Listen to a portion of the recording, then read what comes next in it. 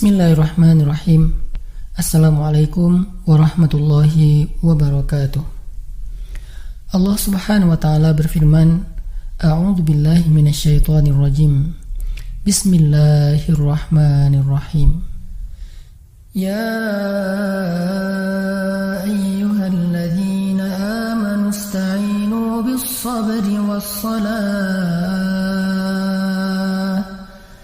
Innallaha ma'as-sabirin. Innallaha ma'as-sabirin. Wahai orang-orang yang beriman, mintalah pertolongan dengan sabar dan sholat.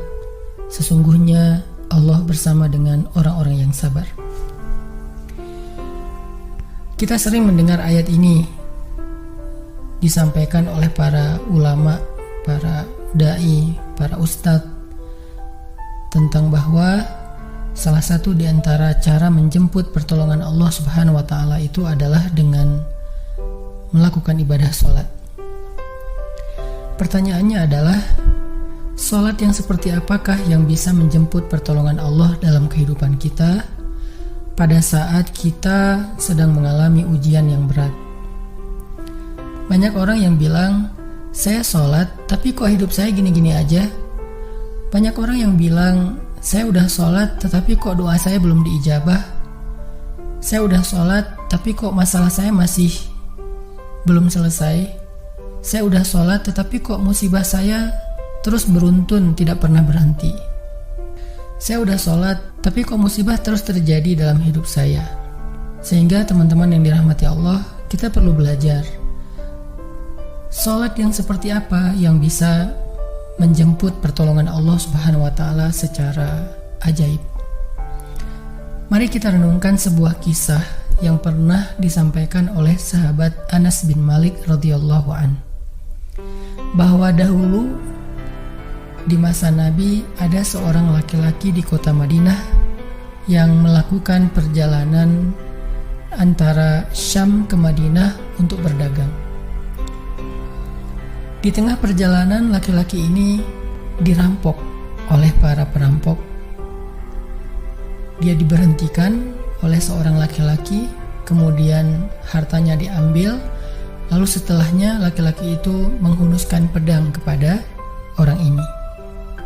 Pedagang ini mengatakan, wahai fulan, jika engkau menginginkan hartaku, ambillah, tapi biarkanlah aku melanjutkan perjalanan. Perampok itu mengatakan, adapun harta itu sudah menjadi milikku. Sekarang aku menginginkanmu, aku ingin membunuhmu. Merasa tidak punya pilihan, akhirnya pedagang ini mengatakan, wahai fulan, jika engkau ingin menyakitiku, membunuhku, maka lakukanlah. Tetapi sebelumnya berilah aku kesempatan untuk melaksanakan sholat 2 rakaat. Lalu perampok ini mengatakan, ya sudah, kalau begitu sholatlah, aku akan berikan engkau waktu sebentar. Maka pedagang ini pun mendirikan sholat dengan sholat yang sangat khusyuk.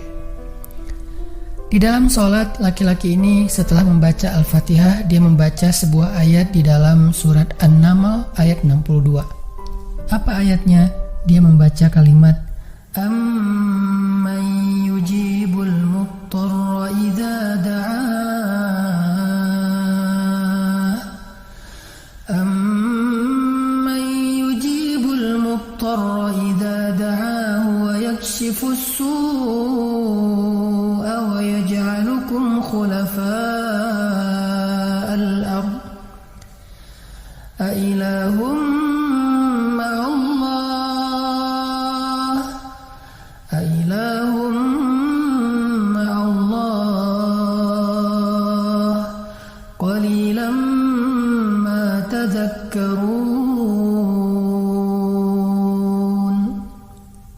Bukankah dialah Allah yang memperkenankan doa orang yang dalam kesulitan apabila dia berdoa kepadanya, dan menghilangkan kesusahan dan menjadikan kalian sebagai khalifah di muka bumi?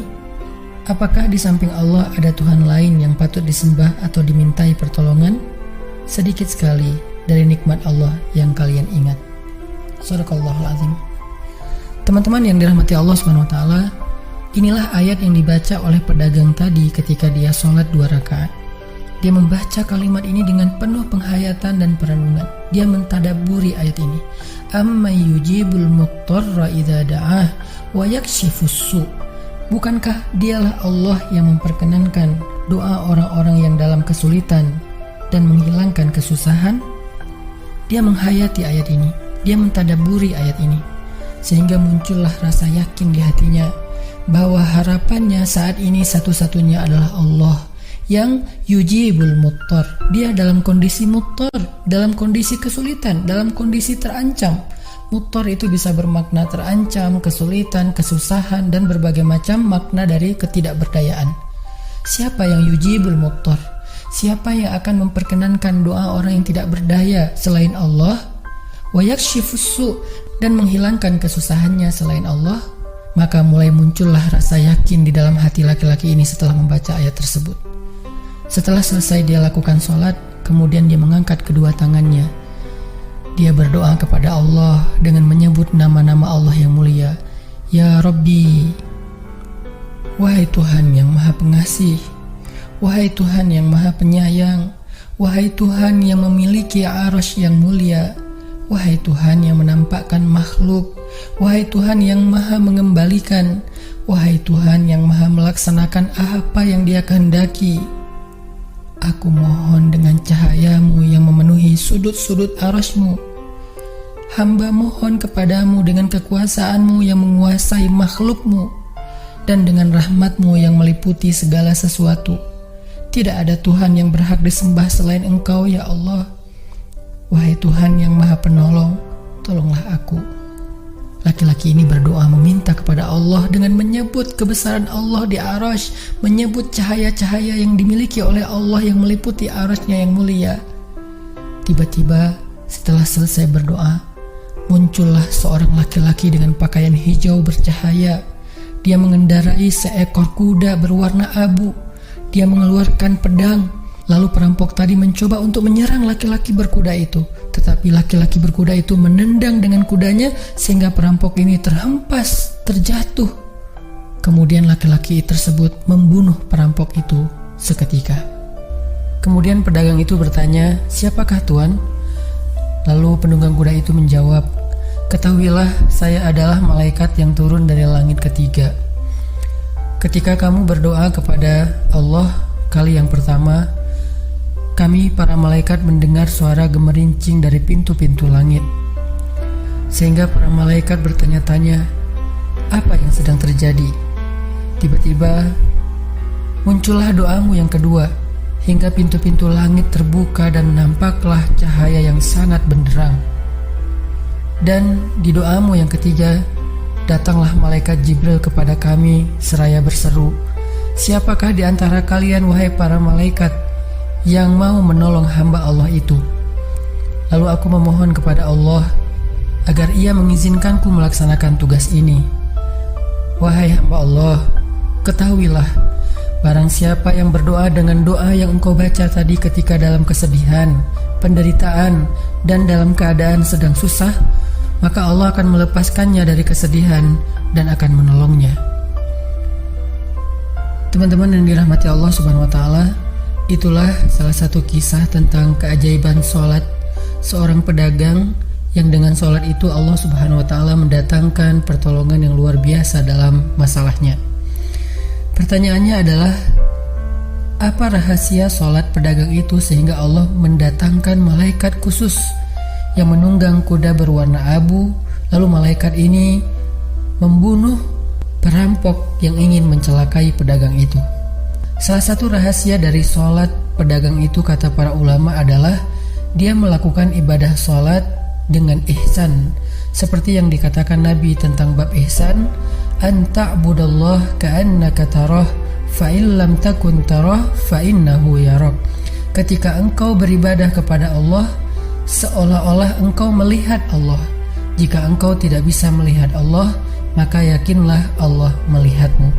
Di sini Nabi mengajarkan kepada kita tentang sholat yang terkoneksi langsung dengan Allah Subhanahu wa taala. terkoneksi dalam yakin dan iman sampai seolah-olah kita melihat Allah. Artinya ketika kita bisa sholat seolah-olah kita melihat Allah, lalu dengan kondisi seperti itu kita meminta pertolongan Allah dengan penuh keyakinan, itulah sholat yang mendatangkan pertolongan Allah. Atau kalau kita nggak bisa membayangkan bahwa kita melihat Allah karena itu memang sulit, maka yakinlah Allah melihat kita dan itu pasti. Artinya bahwa Allah itu pasti mendengar kita, melihat kita, dan sedang menunggu apa yang kita butuhkan. Maka orang yang bisa melakukan sholat dalam keadaan benar-benar seperti sedang bertemu dengan Allah, lalu dia meminta pertolongan Allah Subhanahu wa Ta'ala seperti pedagang tadi, maka sholatnya itulah yang disebut di dalam Al-Quran wasta'inu bis sabri was sholah, sholat yang bisa mendatangkan pertolongan Allah Subhanahu wa Ta'ala. Semakin sering kita melakukan sholat dengan ihsan, benar-benar seperti bertemu dengan Allah Subhanahu wa Ta'ala. Kalau kita nggak bisa ngerasain bagaimana cara menghayati kita melihat Allah, yakinlah Allah melihat kita. Dan kalau kita bisa mendawamkan ini dalam sholat 5 waktu dan dalam sholat-sholat sunnah kita yang lain, terutama sholat tahajud, maka insya Allah sholat kita sudah menjadi jalan keajaiban dalam kehidupan kita. Barakallahu.